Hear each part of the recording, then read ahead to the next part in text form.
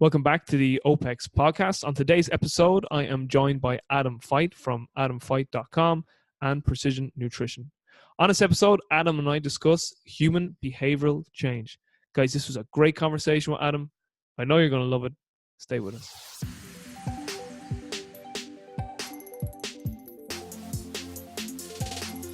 All right, Adam, we are recording, sir. Thank you so much for making time. How are you doing? Robbie, it is great to connect. I know it's been a little bit of time, so I'm looking forward to catching up and, looking ahead. Yeah, we haven't spoken since, I think it was August 2017, where I had yourself and Bobby Smith on. You had just moved back up to New England. Mary Kay, she's just started her PhD. I know you're currently doing a PhD. But tell us what's gone on since that. So almost 2 years ago, what's happened since you left RIP?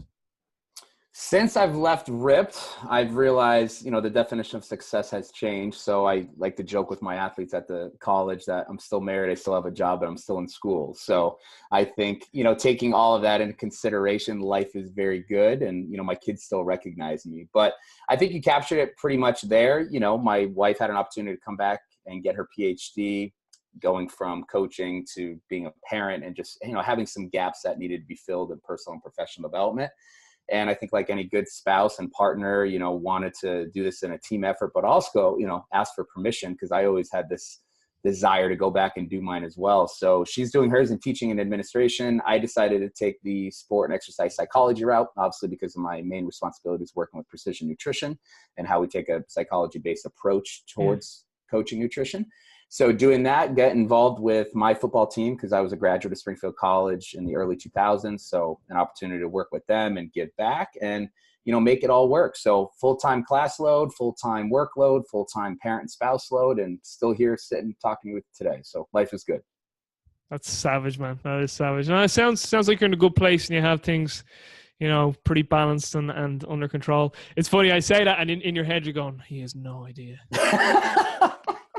Well, you bring up the notion of balance, right? And so you can talk to any productivity expert, any author on Medium, like, is there ever such thing as balance, right? Like you and I were just talking, how do you get everything done? And you find those edges of time, those pockets of time, you do a lot of batch work, you do a lot of checking in. And so I think I've accepted, my family's accepted that this is a busy time and things are going to be done a little bit differently and we're going to get it done. And so the ideal day is probably not ideal for a lot of people. And so I think that goes with any type of client you work with or athlete. You just have to reframe and refocus. So we're more than halfway done. We're almost there. We're getting ready for the big projects and last comp exams. So we're this far. We might as well keep going. What's your PhD in? So mine will be, it's based out of physical education, but my specialization will be sport and exercise psychology. Sweet. And so I've got some interest in a lot of the, I'd say motivation theories and efficacy theories. So, I've dove down the self-determination theory route. I'm looking at Dossie and Ryan, self-determination. Yeah, Dossie and Ryan. So a lot of that, and in terms of relation towards obviously motivation, but autonomy supportive coaching, especially as a strength and conditioning coach, because that was where I spent a lot of my career, and I still dabble in that at the university. And so now I'm looking at how can I improve the efficacy levels of strength and conditioning coaches to coach actual mental skills with their athletes, because when you look at a lot of what happens and what doesn't happen, and just talking performance wise, you look at a coach in a weight room, and I don't want to stereotype, but we hoot, we holler, we slap, we give out ammonia capsules, we put a YouTube video on, or we just put out this motivational quote. But we have a system, we have a framework when you look at sports psychology. And so what if I could leverage the coach athlete relationship that literature has said is so pivotal towards success, and put the strength conditioning coach, the performance coach, in that position to not only be a great performance coach, but also take care of the performance between the ears. So that's where a lot of my research is taking me now. And I'm hoping for some really big opportunities that's going to change the field later on. Man, just as you were giving that answer, I was like, this is like serendipity, because it's like, this is like the main topic of the show is like going to be about behavioral change and like, basically like, how do you like the psychology of change, and way like humans, like they like certainty. So like trying to change habits is like tough. So like, that's where I want to go with this. But just even, I'm sure you've either heard or have read Sapolsky's book, Behave, have you? He's the Zebra ulcer guy, right? Yeah, yeah. Yeah. So I haven't read Behave, but yeah, tell me about that one. I'm gonna write That that one down. Put book that on my list. is, man, I'm telling you, this book is phenomenal. Look, but come here, look at me for 1 second. Look at it. That's a thick one. That's the thick one. So it's That's almost pretty seven. thick. It's almost 700 pages. I've read it twice, and I'm gone back through it now, like a what, as they say, a fine tooth comb, and I have over 200 A4 handwritten pages of notes taken from it. Because yeah, How many? over 200 A4 pages of notes. And that's only, now I'm being very, very detailed in that. Sure. That's only the first 11 chapters that I've done that on so far. And now I had to stop because I had to get more work done on my college work.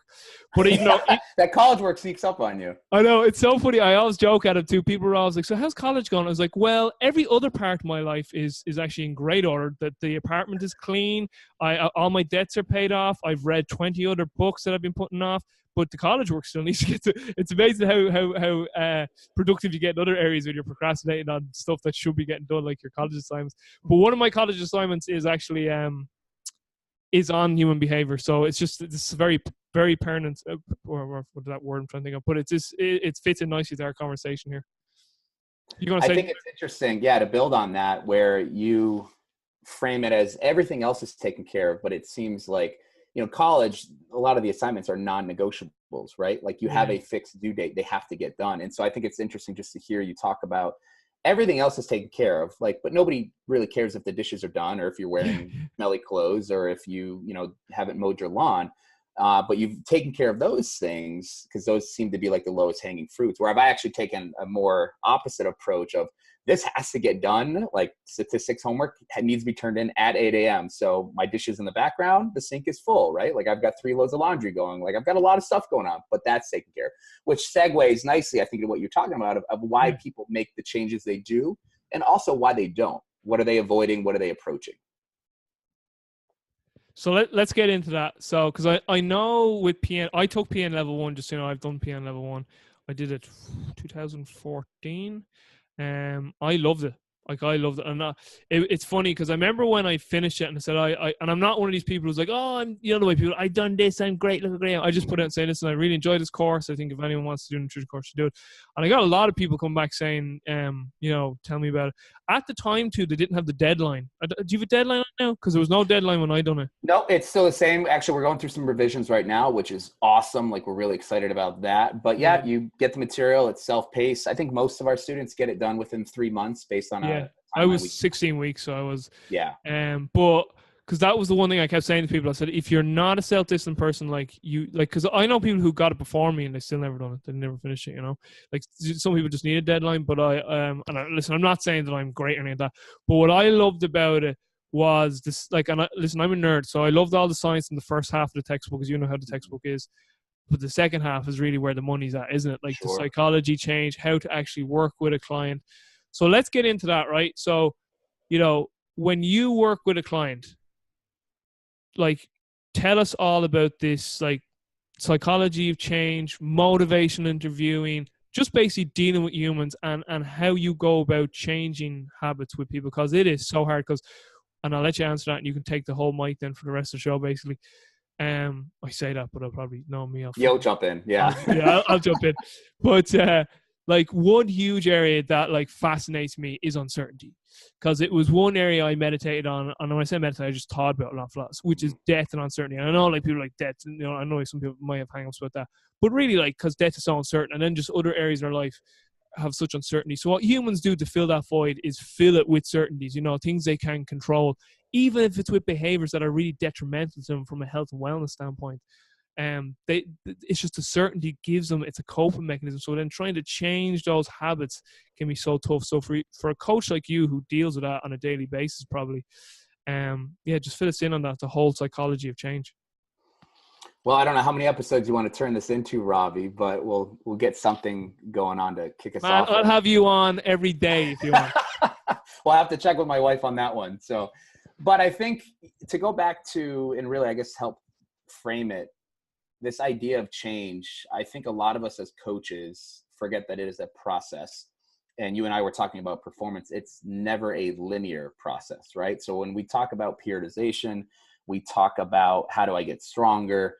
most of us have learned that, yeah, it's simple. You just add more sets, or you add more volume, or you add more weight. And then eventually you just keep going, right? It's the story of Milo and his bull way back when. And essentially as the calf grew, he got stronger and stronger. Unfortunately, but also fortunately, it doesn't work that way. Because if it did work that way, none of us would have jobs as coaches, right? And so this now takes us back to what is the role of a coach. And I'm going to put this back on you because I do want to keep this discussion interactive, but how would you describe a coach, or what is the role of a coach? You can look at it from athletics, you can look at it as a student, but you hire a coach. What do you want them to do? To me, a coach is a teacher. Mm-hmm. And the primary role, for me anyway, when I describe myself as a coach, I describe myself as a teacher. And for me, it's to empower you to take responsibility for what you bring into creation moment to moment. It's essentially just teaching people to take control of their lives.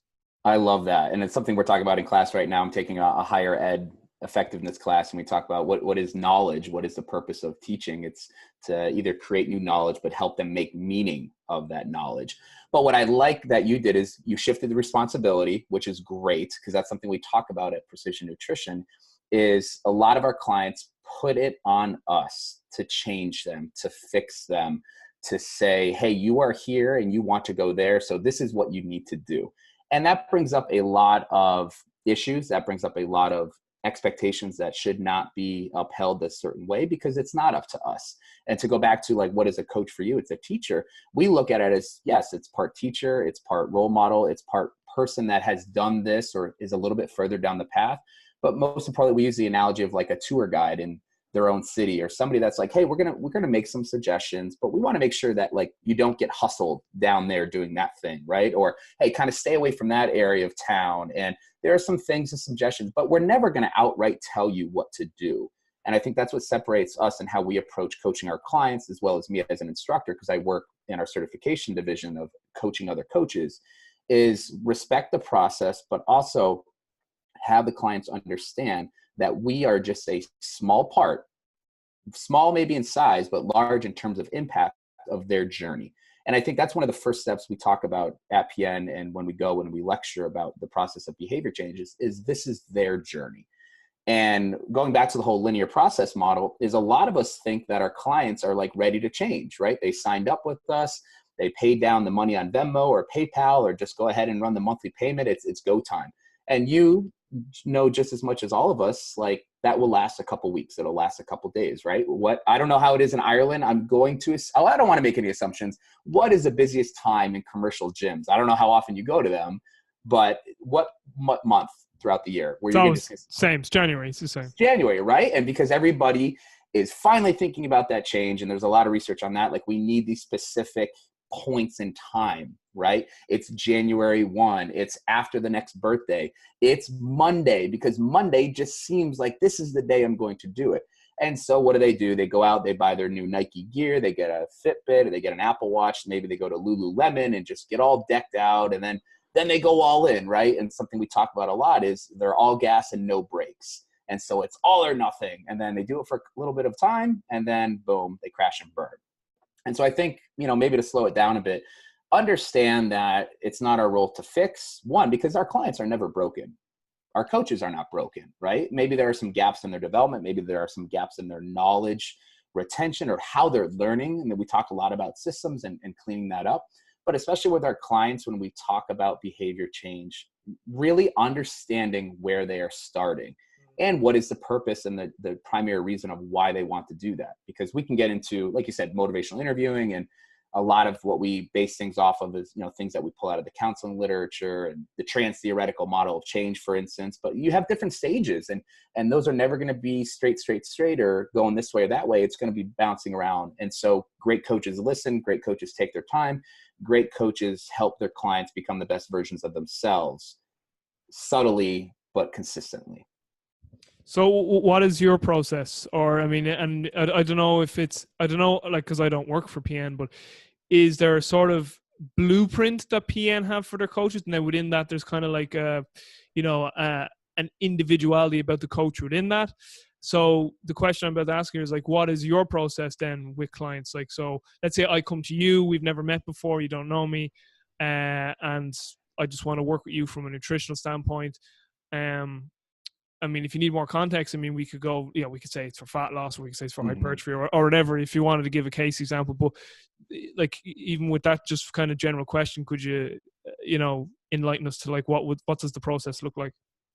Yeah. So there is somewhat of a framework, but like you said, I think I do want to point out is there's always going to be individuality because context is king, right? And so I use the example, like when I'm working with athletes, I may work with university level athletes, or when I was at RIPT, for instance, like when we had talked and I had just left, I mean, I was working with kids from 7 to 27, for instance, right? So I think one of the earliest processes we need to understand is, why are they there? And I think a lot of us, especially, and maybe I use it towards the direction of athletes, is why are you signing up for performance training? Why do you feel the need for fat loss? And this goes back to what we were talking about earlier, is like, what is their motivation? And so, I don't want to go down the whole Simon Sinek route and the 5 whys and the golden circle, but we talk about the whys. And what we find is if we take the time to understand the context of their situation, where they're coming from, the pressures to feel, to look, to be a certain way, that's not going to just give us data. It's going to give us opportunities to insert methodic questions, right? Insert opportunities to learn a little bit more. And so I will slow down. And I think one of the earliest sessions, we're probably not coming up with any next actions. We're probably not talking about anything in terms of, hey, go eat this, have 75% of your body weight in protein, have 300 grams of carbs, get a post-workout shake, any of that stuff.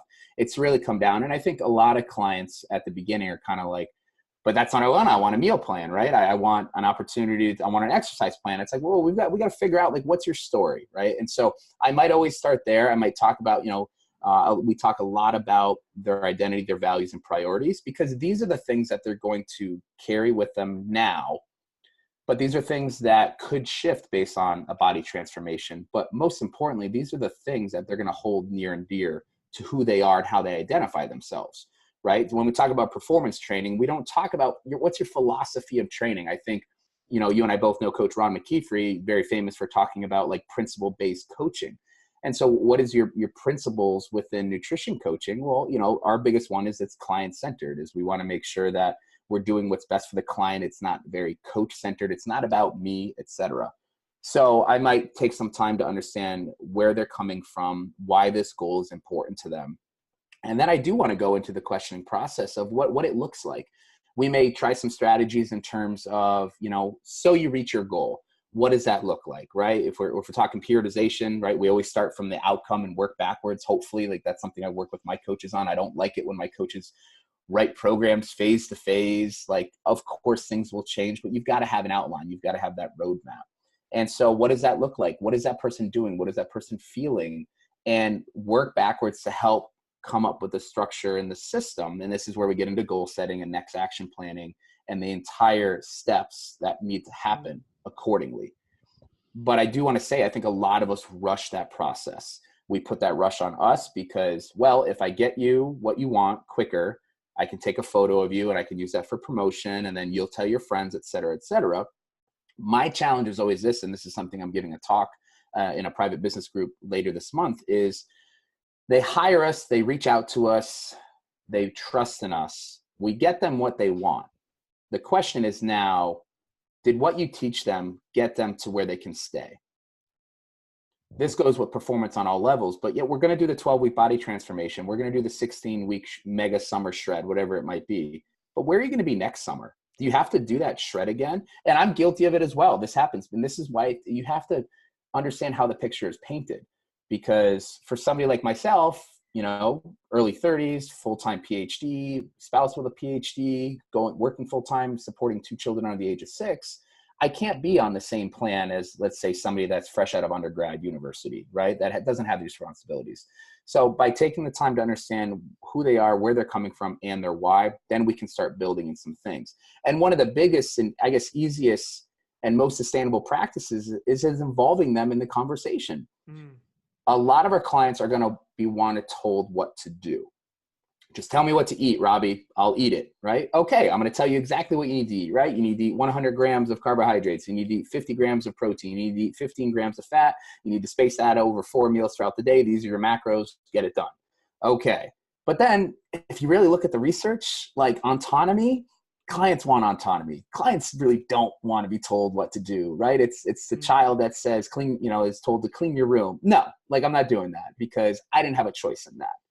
And so by building in that autonomy, we're satisfying one of those basic psychological needs, right? The other one is obviously competence. And again, I'm talking from a DC and Ryan perspective. So I'm not saying, because it is only a theory, but it makes a hell of a lot of sense, especially in my research right now. Yeah, yeah. And the third piece is relatedness. But to go back to competence, the best thing we can do as coaches is to check in with them. Like, how ready are you legit for this, right? Are you willing to do this? And are you able, like financially, time, etc.? Because competence will breed confidence. If you go back to the weight room, right? If I prescribe a 92% absolute load and I don't think they're going to do it, I put 3 reps on it, which is like 100% relative intensity, and they get smoked, what's their confidence going to be like going into the next set when they have to do it again? But if I started at 85%, I did some singles, and I did some 90%, I did some singles, and maybe I did some cluster training just to say, hey, we're going to get 3 reps, but we don't have to do them all right now. I get them good at what they're doing. They feel the mastery experience, and then I'm good to go. So if I relate all that back to nutrition coaching, and they say, I want to lose, well, Robbie, you said you wanted to call yourself out with that. How much weight do you want to lose? You can say kilograms too, because I can do the math. Well, I don't think I need to lose weight. I need to fucking gain weight. Okay. Gain weight, I have found to be a lot harder than losing weight, surprisingly, especially with my population. How much weight are you trying to gain? I would say if and it actually is something I do need to actually, and see my language there, need to. I should be saying I want to, because I was heavy before. I'm probably floating around 75 kilo right now, and it's too light for me at 6'2". I need to be, but I'd say a healthier weight for me will be about 82, maybe even I probably could even get up to 85 easily, like and Okay. still, you know what I mean? So So you'd be looking at about maybe about 15 to 20 pounds. Yeah, 8 kilo, yeah, about 20 pounds.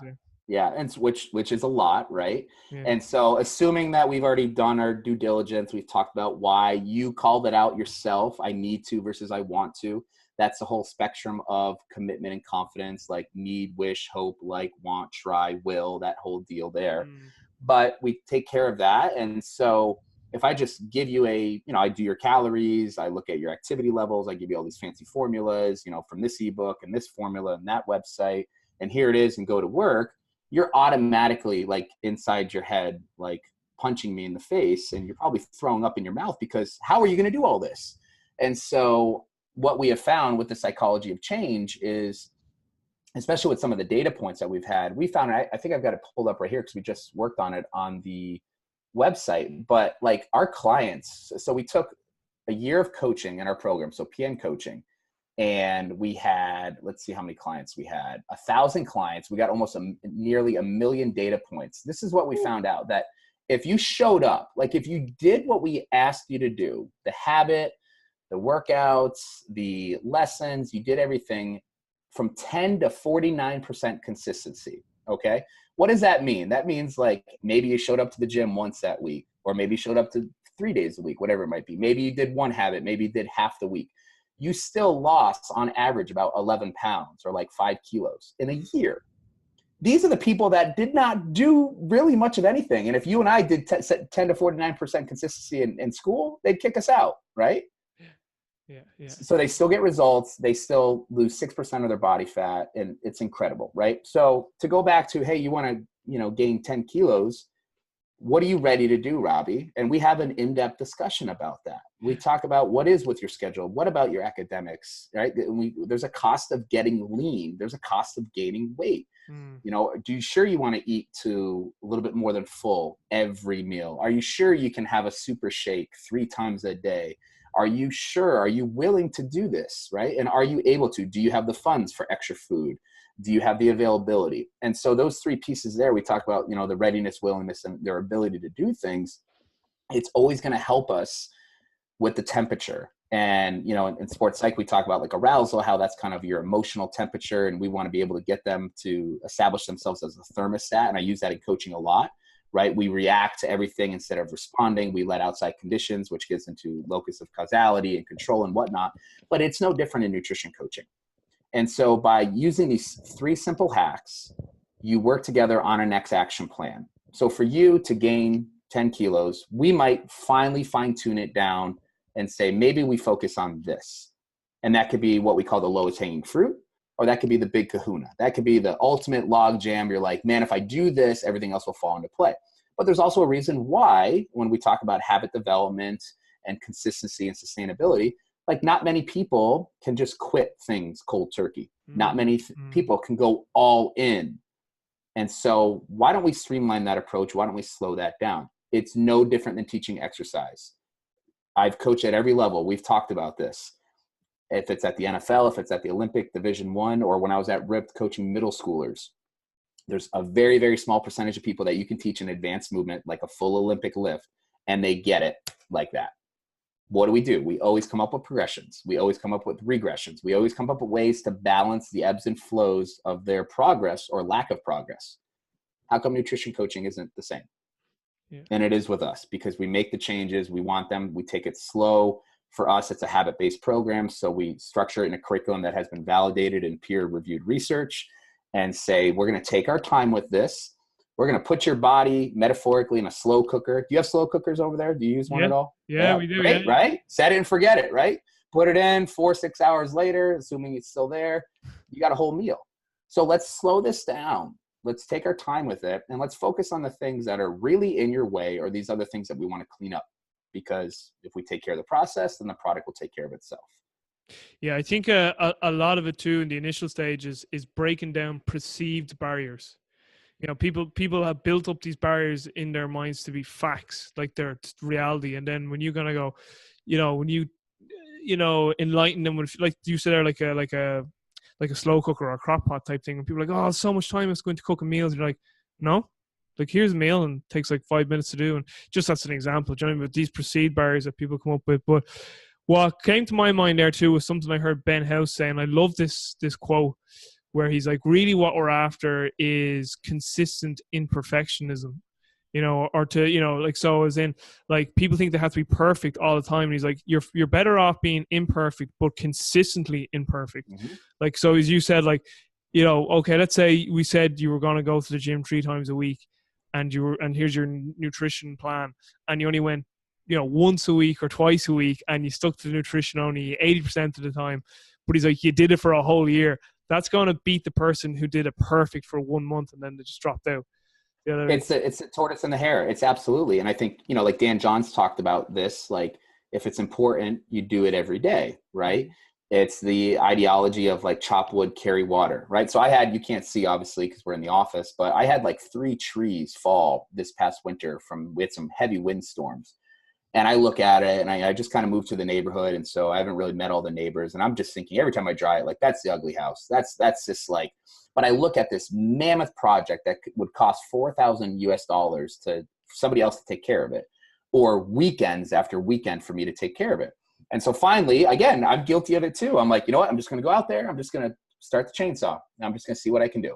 And then that turned into a couple logs here, a couple logs there. And now I'm like, hey, it's about halfway done. And it didn't take that long. How about that? And so, we say that all the time is, instead of all or nothing, why don't we do always something? And that's something I credit, obviously Dr. John Berardi with in teaching us. But it's the process of continuously showing up, having that white belt growth mindset, continually attacking and doing something. So you said you're going to go to the gym 3 days, and you wrote yourself a killer 3-day total body Mike Boyle split, right? We were talking about that earlier. And you showed up and you're like, I just don't have anything left for the last set. Okay. So you don't do that last set, but you're still there and you finish it out. And that's where great coaches, they make those changes, they adjust, they overcome, they adapt, but you keep going back. Because we will take a B- every day, every single day, versus an A+ once a week. Absolutely. And I'll quote my PhD advisor. She's like, you think anybody's going to give a damn what your GPA is? You're going to get a PhD. So get the degree. Don't even worry. Obviously, not settling.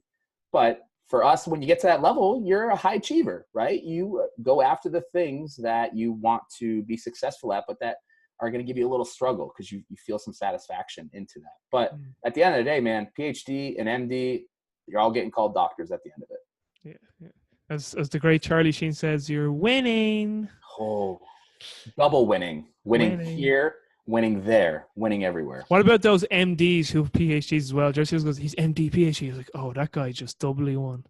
Yeah, I actually coached one. I had one as a student. She was lovely, lovely woman, a great just mindset shift, and had Brilliant. some struggles in medicine and went into education, and now she's a nutrition coach. So What I really liked about your answer there was one was, getting to their why, values and priorities, because that's a massive thing to speak about at OPEX. So in the consultancy module OPEX, like they really speak about people's values, and they speak about how people's priorities shape their perceptions. So for instance, like if like they give a great analogy of like if you walked into a shopping mall and your priority was kids, like you just love kids, you would notice kids in the shop mall everywhere. Whereas like if I walk in and like my priority in life is like knowledge, so I look for the bookstore, and you'd be like, how many kids do you see? And like, kids? Was there kids there? I went into the two bookshops that were there. And then whereas, the other person's like, oh, there was like tons of kids everywhere because they love kids and whatever, So I just think that's very good in how they say like how priorities shape our perceptions of reality. And what I really liked about what you said there too, because OPEX also teaches, is that your values and priorities will shift over the course of your life journey. And what a lot of coaches don't really appreciate, and that you touched on, is what happens when you do attain a goal and you get there, and then the client turns around and goes, well, I've attained that goal now, my core values and priorities have shifted a little bit because now I have a different perception because I attained this goal. So now I see myself in a different light. I see that I can achieve more, and now my perceptions of reality have shifted. My core values and priorities are slightly shifted. Because again, you made a good point there. 32, doing a PhD, wife's doing a PhD, two young kids. I mean, you want to tell me your priorities are the same as the 18-year-old kid who's just freshman in college? Like, no, it's not. Like, and like, same to what you it were when would you be were. nice, though. It Would be I nice. remember those years. Those were great times. But the point I'm getting to is that like our values and our priorities are dynamic. They're always in flux and changing because I mean life is one big journey. But when someone does attain a goal, what then? As you said, like what happens at the end of that 16 weeks? What happens at the end of that 12-week shred? Which I think is very, very crucial. And I think it goes back to this whole concept of you being a teacher, or the other word that came into my mind, Adam, as you were speaking, was facilitator, is really what we see ourselves to be. And So, I want to, go yeah, ahead. yeah. So no, I'm not asking a question. I want you to sort of expand your thoughts on that too. That I just think this is a very important point for the listeners to get, is that like we get so fixated on like this is their goal and everything's about this goal. And it's like, but what happens when they get the goal? What then? It's like people who get to pro sport, the NFL. They play in the NFL for years. They might even win a few Super Bowls. That's all great. Listen, fantastic. Then they retire. And it's like, well, what now? Now what? Right. And we've seen a lot of disasters, not just in NFL, but in multiple professional sports, in terms of people they put so much self-identity into one area. It's like, what's plan? It's not even plan B. It's like, what's plan after this? Mm-hmm. So I'd love for you to expand on that. So two things. I really love how you brought in the facilitation aspect, because when you take classes at a high level, you start to realize that, let's say at the doctoral level, a 700 level class is run very differently than a 100, 200 level undergrad. There is a lot more facilitation, and there's a lot more of an impact of the facilitator, who is the instructor. You're looking for discussions, you're looking for pairs and shares, you're looking for ways to collaborate instead of just assessing, did they memorize the knowledge, right? And so that ties in really nicely with when we talk about change, this idea of motivation. Motivation in its simplest sense is the intensity and direction of one's effort. But we cannot motivate people. All we can do is facilitate that. And then that's where everything comes on a spectrum, right? So you have a motivation, completely, absolutely, utterly zero F's about motivation, to, hey, I'm doing this all for me because I love how it makes me feel. There's an inherent value of accomplishing the task, but also going through the process. Those are the unicorns, right? Anybody can coach an athlete, can coach a client that's like, I'm doing it, just I need some help a little bit, I'll take care of it. Where do we make our money? Where do we put food on the table? Is kind of everybody in between. And how that ties into essentially is we've got to find those ways and slow things down. But also, like you said, back to identity. You talked about the sport thing. A side project of mine that I'm very passionate about is we prepare, and I don't know how much it's different there, but when we talk about the idea of recruiting, right? High level sports, high level athletics. Kids are now getting recruited at the age of 13 to play at the college level. Kids are getting scholarships, their 8th grade and freshman year level. So now you have this external motivation piece, the huge carrot on this very, very long, far stick, because it's in a couple years away. But we take so much pride in like building them up and enticing them to come here, and with the recruiting visits and all that, blah, blah, blah. We make their experience wonderful. Then what do we do when it's all over? What do they do, like you said, right? And so I started thinking about it because I've been in the team meetings and I'm helping out a lot with some of the teams on campus and fulfilling some of my sports psychology coaching hours so I can get certified. And you're in that last team meeting. And then coach says, hey, obviously not what we thought, right? Because like I think Brad Pitt said in Moneyball, like nothing matters unless you win the last game of the year, and that's the championship. So now you're at a team meeting that was kind of unfortunate. You didn't see it happening. And the players are like, all right, yeah, that was unfortunate. And then the coaches are like, appreciate it. Last time we'll be together for a team until the banquet. And now your coaches are on the road recruiting. So good luck. And then all of a sudden you go again from always something to nothing.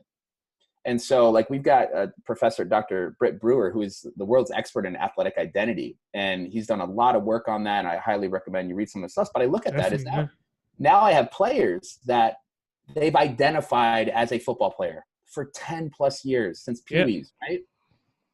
Now they come to me, coach, could you write me a workout program?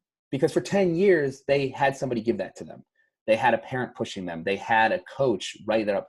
For 3 days a week, for 90 minutes, they had me getting on them for that during the college years, right? And now they don't know how to do that. They don't know how to cook food because they had the dining hall, right? And so I'll pause there. I don't want to get off on that, right? But a passion of mine is how do we, again, help our clients? You talk about the support system. You talk about the expectations, real life and learning how to dial things back, right? Like I plan my mornings to get my work done, whether that's my full-time job or my homework. So I do everything I can to get up before 4:30 in the morning so I can get 2 hours at least before my kids wake up. I wake up yesterday, my whole internet is down. My routers are busted. I can't get on anything. I have no data on my phone. And I'm thinking, wait, what am I going to do? So now I have to spend the whole morning figuring it out. Then I have to go to the place, get it all taken care of. That's real life, which then ties into how do we cope with that? And how do we respond to the situations around us? Because you're going to want to go work out. And then you're going to wake up and your child might be sick. Or you're going to want to go and do your food prep. And then you forgot about the event that you put on your wife's Google Calendar that you didn't copy over to yours. The only constant is change. And so the better we can prepare our clients and our students and ourselves for change, the more resilient we become, the more predictable we come with our own coping behaviors in a good way. And we're proactive and they're not reactive issues. And we get success. So really, hopefully I can tie all that back in. I'm sorry for that. It's great. But when we address the change process, anybody can get it done for a short period of time and make the commitment and kind of put their blinders on. That's why those challenges exist. Hey, for 6 weeks, we need to get you ready for Memorial Day. For 8 weeks, we need to get you ready for the holidays, right? Summer is here in 4 weeks. What do you got? And then they charge it they upsell the program just for a couple extra dollars more. And this is what you get. But that's great. But what's happening after that when you have another child, when you get a new job, when you move, when you have you have to care for an older parent? That's life, man. And if we're not helping our clients through that and we're just saying, oh, just suck it up and sending them a Monday motivation quote. And I've been guilty of that, like, because I've done that with kids. I just get fired up and let's go. It's a lot more than that, man. That's not real life. The one thing you can be certain of is uncertainty. That's it. And it's funny too, because I mean, the more you read about like, I suppose like the human organism, certain words that keep coming up are adaptability and variability. And the more adaptable you can be and the more variability there is to you as an organism, the more robust you'll be. You're just a more robust organism who is ready to be more of an individual who will respond rather than react. You're going to be that proactive person rather than that reactive person. And I mean, it's so funny because what you're saying is so similar to what OPEX says in terms of their gym-based model. So OPEX is really centered around the individual program designed to the client. and very much about empowering the client. And a criticism that a lot of people make of that is, well, then will the client not get to a position where they won't need a coach anymore, and then I'm losing business? And an OPEX response to that is like, that the reason why that's in your mindset is you think priorities and values are a fixed entity, and they're not. Their values and their priorities, and therefore their goals will always be changing. So therefore they'll always look to you for facilitation, not to like give them the meal plan and give them to work out. Like they'll still be able to drive that process from the motivation standpoint and the ability to follow through, but they'll still always need you there as a facilitator to help in the process, because their priorities and their core values are on that dynamic journey of life. They're forever changing. So I love the way that you see it very similar with PN and address those in a similar way. I tell you what, too, I mean, another thing you just touched on there was I'm actually really, it's so funny that you said it too, I'm really getting into this concept too of the self-identity process, you know. So we kind of just, like I mentioned with like the sort of NFL player, and then you seem to kind of allude to that as well. And the, you know, someone who's 13 and they're being built up for like a scholarship or pro sport, and all they've ever done is self-identify with that. And then when either they don't attain it or they do attain it, and eventually it's going to come to an end at some stage, like, what do you do? Mm-hmm. And a friend of mine, Adam, he recently tore his ACL. So this is why I think too that like sports injuries are so psychologically devastating, because it's the same process. If you have an athlete or any individual who really identifies with their physical body and they get an injury, and they have never looked outside of that. And that's actually James Fitzgerald's story from OPEX. He put all his eggs into like a soccer basket, and he broke his leg, and then he was like, I'm just another fucking number here. Like, So, and to digress back to what I was saying, though, my friend, though, tore his ACL, and the whole psychological piece of the injury, and this ties into, you know, if you're an athlete and your career comes to an end, it's the same sort of process. But my friend came to me and he was like, you know, have you got any advice with the ACL? And he purely meant that from a place of just from the mechanics standpoint, like like when should I be back hopping and landing, and what sort of work in the weight room that's what he thought I was going to just tell him. And the first thing I said to him was, first and foremost, you need to realize that you are not just a hurler. So he plays hurling here in Ireland. That's his main sport. His name's Sean. And I was like, you're not a hurler. That's a typical Irish name, isn't it, Sean? Yeah, Sean. That's like in the States. Like we spell it SEAN. You guys spell it SHAWN. We spell it like with a fada too. Like, so there's like a line over the E. But I said to him, you are Sean who plays hurling, but you're also Sean who's a PhD candidate, who has a family that loves him, who's got friends around him, and who has loads of people who thinks he's a fucking great bloke. You're not just Sean the hurler, like. So there's so many other aspects of your life that are going great. And I just, I was just talking about that whole point of it. Like, you never want to put all your eggs of self-identity into one basket, because if that basket gets taken away or all the eggs get broken, what are you left with? And that goes into so many aspects of life. If you put all your eggs in the basket into a relationship with someone, into a career, and that career gets taken away. In the stock market, for crying out loud, right? Exactly it. And that's why Stu McMillan goes, I don't read coaching books anymore, but every book I read is a coaching book.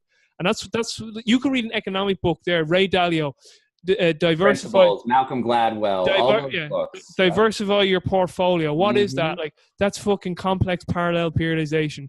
Alvermeal, keep a thread of everything in your program. So like you know what I mean? So nothing. You got a little bit of concurrent here, you got a little speed here, a little power there. Hey, we're not getting rid of all of it, but we're still training it. So it's all those underlying principles are there. But I really do resonate with what you said there about this self-identity process. And I think that is a huge market that's going to come within the sports profession, in that like these pro athletes who finish sport, there's nothing there for them. There's nothing there to take them from, right, you have gone from this to, it's like the president of the United States, like, you know what I mean? You were president of the United States for 4 to 8 years, and now you're gone. And it's just like the takedown. Like, it's just like, I watched, and I'll let you answer now and let you add your piece. I watched a documentary recently about LBJ, right? And like when LBJ stepped out in 68, well, it was 69 because, whenever Nixon came in. But they were saying he went back to his farm and he demanded daily reports on how many eggs the hens were laying, because it was the same with the demands he wanted for the Vietnam War and the soldiers that were killed. He wanted to see daily reports and statistics, so he was just using it like in a different way. But it was just like he died then in 3 years because people were like, he just had nothing to live for then. Like, he'd no he had no bridge or nothing there to bridge that gap for him, you know. And it's the same thing with some pro athletes. They just like, they so self-identify with that since they were a young kid, through high school, to their scholarship in college, to their pro sport. And then it's just like, oh, now it's done. It's like, how do I drive a car? How do I cook food? Like, what do I do here? So I just think it's an area that I've been actually fascinated with. And I think it's the exact same too when someone gets an injury, in that, like, if they're so self-identified, then it can get into that depression and it can really spiral out of control. So I don't know if you have any more to expand on that. Well, so first, I think you'd make an excellent sports psychology coach, because for you to address the injury piece from a mental perspective and to really segue that conversation into that, is a lot of coaches don't do that, because we partition our responsibilities. Well, that's athletic training, or that's sports medicine, or that's physio, and they'll kind of take care of that because they're spending time with you in there. But that's something we need to do better as, because if we call ourselves performance coaches, there's a lot of spokes on that wheel, right? Number two, when we talk about what now, I think a mistake that we are getting better at, but we're addressing this earlier. I know with my short time in the NFL, you know, there were player development people on site. Right now we're offering, I think it's the Carolina Panthers was the first one to actually have a full-time mental health counselor, clinician. Brilliant. Working for the organization, right?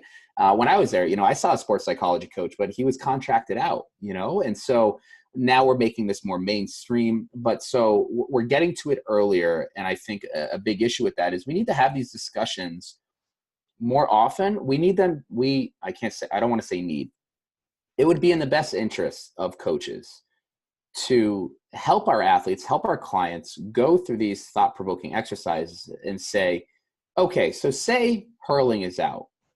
Say you're not married anymore. Say you're not a computer programming anymore. Who are you? Because when we look at like personality, right, it comes from the persona, the mask that we put on of who we are and how we present ourselves. That's where it all came from. We identify with the roles that we uphold. It's very clear that we should diversify and say, this is who I am without, if I wasn't a coach, if I wasn't a student, if I wasn't a father, if I wasn't a husband, if I wasn't a speaker, this is who I am. These are the things and roles I hold, but those things will change. We still mix them up. And when I work with my coaches, I said, you know, we talk about how do you identify yourself? Who do you identify? What can you do? So I can say I'm a teacher. I don't need to be in a classroom. I don't need to have a headset on. I don't need to be in a weight room. But those are all the roles I hold as a strength conditioning coach, as a student, as a teacher. But I can teach my son lessons in life. I can teach somebody down the road on something. So finding ways to streamline that towards things that you're not fixed to, especially early on, does help with that. And I know we are getting better at that as a whole in performance. But when you're at that highest level, you have to funnel everything in that way or you're not going to have a job, because I don't think your ownership and the organization is going to want you to do all this stuff unless it's helping you with your craft, right? And so not much else to go on that except for the fact that it is an issue. It's an issue for our clients. I'll be honest, I have struggled with this because guess what? I was a body transformation contest winner. You are your very best for what? Minutes, right? After a water cut, after a spray tan, after, you know, all these great lighting. And then you see your very best. And it's like, how come I'm not there anymore? How come I can't get back there? Well, because I identified myself as that type of person and that was most important. But guess what? You can't do that all the time. So this puts the onus on the coaches to think about, hey, what is possible?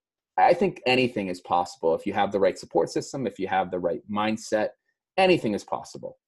But what's also manageable, what's sustainable, these are gaps that I think we are doing a better job closing.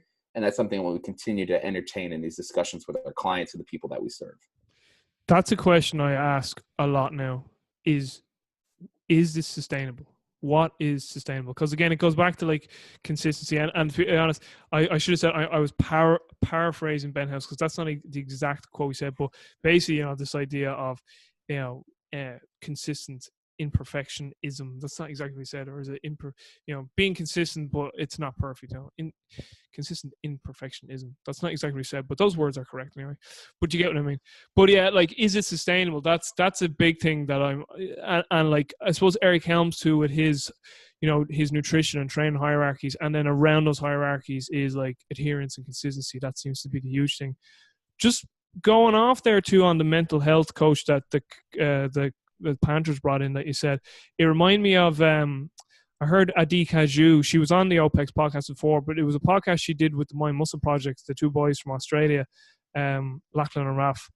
And she made a really good point in that when you say to someone like, would you say a reason you train is to prevent your body from degenerative disease and musculoskeletal injuries? And most people would say, yeah, that's one reason why I really train, to keep my body healthy to a certain, to keep a certain level of health. And she's like, well, why don't we do that with our brain? Because she said she goes and does counseling, and or what seeing counseling, and she's like, and people say, what's wrong? You know what I mean? And then she goes, nothing. That's why I go. It's preventative. It's to stimulate my mind, to train my mind, and to keep my mind sharp and train it no different than I train a physical aspect. And I was like, that is such a good way. And as you put that, and it's funny because, and John better than I do, but John was at Altus in 2016. And I watched the videos. John said that he gives his staff a certain stipend to go see seek out a counselor or medic, or to do some mental training, because he thinks it's so important. So I just think that the stigma that's been around, if you're seeing a counselor or there's something wrong with you, there must be something wrong with you if you see someone that has to do with sports psychology or mental health, and it's seeing it more as a preventative measure to make sure you're on top of your game, and seeing your brain as no different to any other. Now, it is obviously different to a muscle, it's an organ, but in terms of its health, that it needs to be challenged, and you need to get into some areas of thinking. And I suppose too, and I'll let you add your piece to this. Paul Chek had a great thing where he's like, if you master these 6 areas of your life, to a certain competent level, you'll be doing well. And the 6 areas were sleep, hydration, nutrition, thinking, breathing, and movement. And a lot of people could get the 5. And when it came to the thinking one, they're like, what do you mean by thinking? And Paul's like, that's the area that people seem to have the biggest issue of grasping, because I understand hydration, nutrition, sleep, movement, basically you're talking about exercise and just, not too much, not too little, breathing. Maybe a few years ago, people were like, what do you mean by breathing? But even that, exactly. Yeah, thought, but even that, everybody's breathing. But everyone breathes. But then when he's the thinking thing, people were like, what do you mean? Education, or reading a book, and he was like, actually sitting down and thinking deeply about just things, and really again, and I suppose that doing that, meditating on who, as you kind of alluded there, if you take away all the roles that you've been indoctrinated with life, all those masks, all that fucking, I was going to say bullshit, but maybe it's not bullshit, but for most people it's bullshit beliefs that you have, again, these masks that we wear, these indoctrinations that we've been given.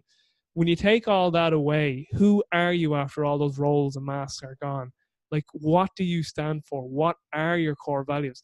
It's so funny. The amount of times you ask people these questions and they just path of least resistance. Oh, I don't know. And they're just like, oh, it's a lovely day, isn't it? Or they just want to change the subject straight away. Because Pat Davidson said, go to me, he's like, thinking hard is threatening to your brain. Your brain just it's path of least resistance.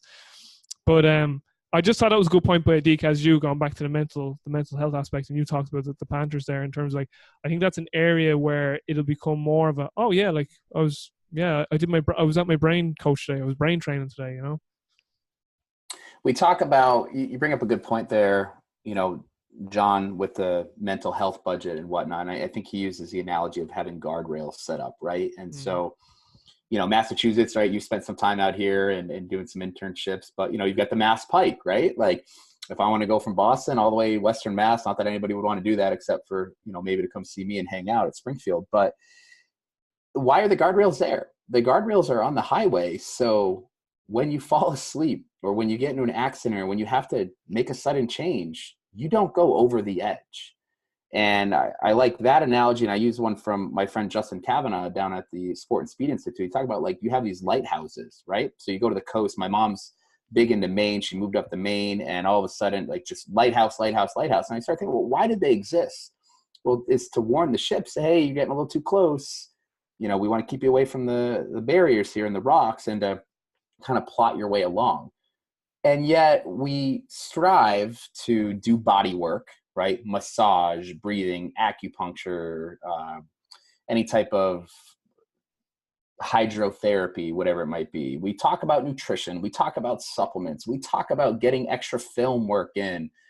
what about all the thoughts that happen between the ears? Because we know that the thoughts are going to drive beliefs, and the beliefs are going to drive the attitudes are going to drive the actions are going to drive the consequences. But yet, what? Because I can't see it, because I want to be proactive in that.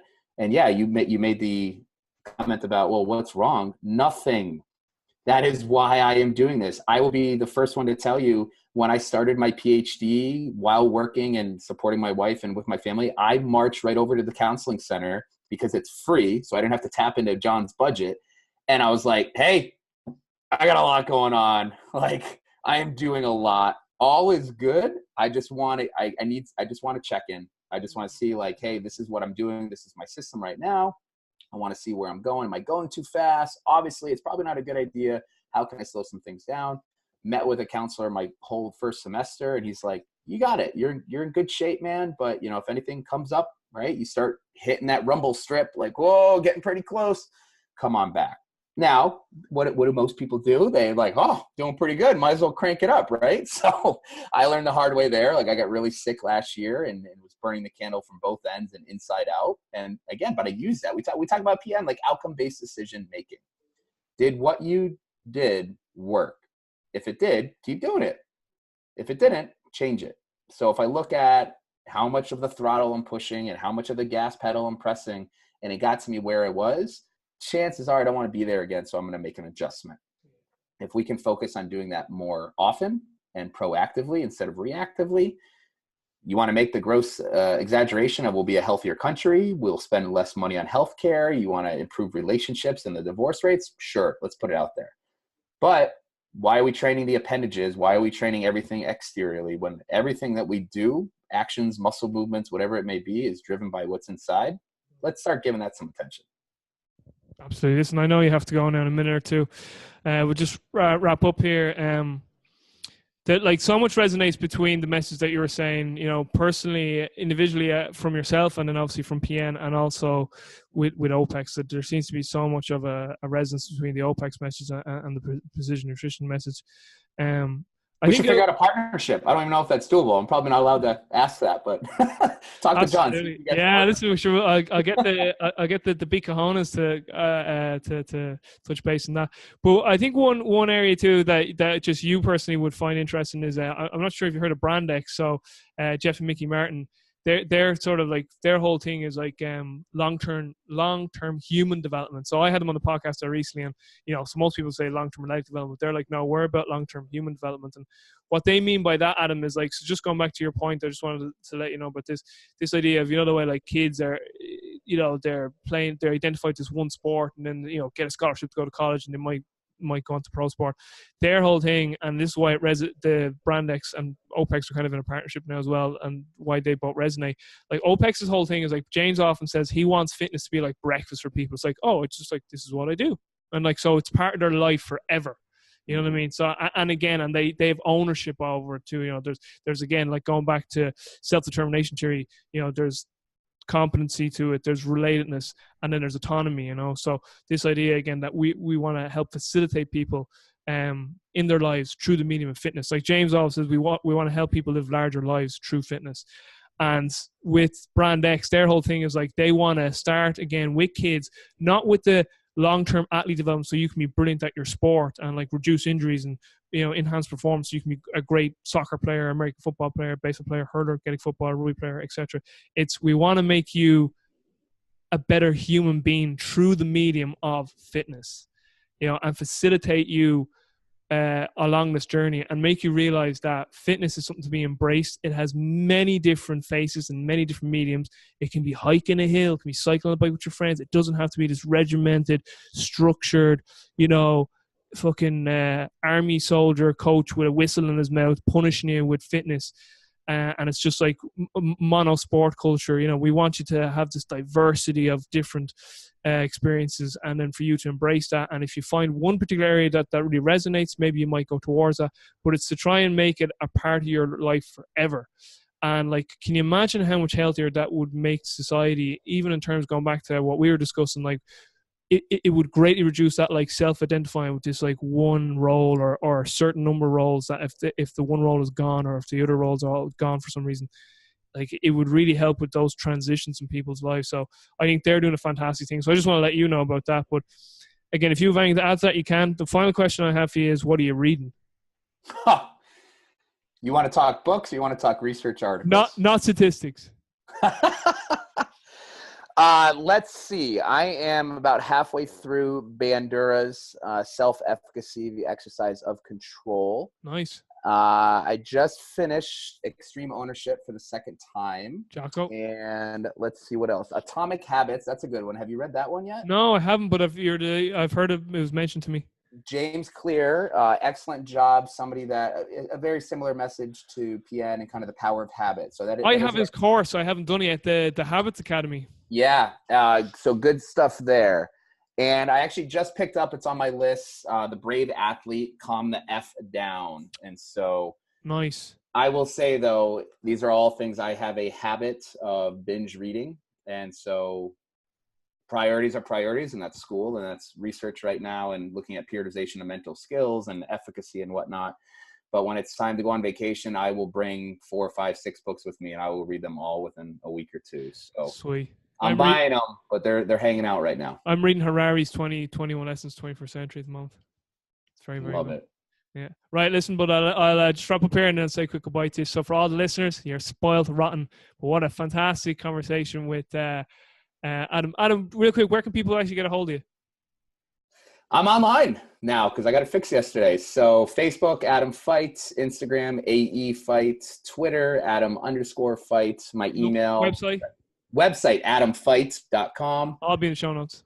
That'll be great. I have to update that. No time for writing lately, but check that out. And then, shoot me an email. My personal email is aefeit, FEIT @gmail.com. And just bear with me. I will get back to you in maybe a couple days because of school, but I won't blow you off.